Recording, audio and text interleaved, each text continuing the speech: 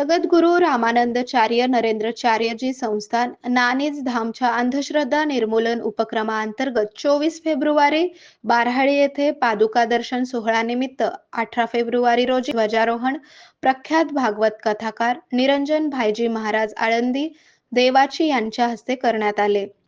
दिनांक 24 फेब्रुवारी 2026 रोजी मंगळवारी बाराळी तालुका मुखेड येथील भवानी पेट्रोल पंप चव्हाणवाडी रोडवर आयोजित जगद्गुरू रामानंदाचार्यजी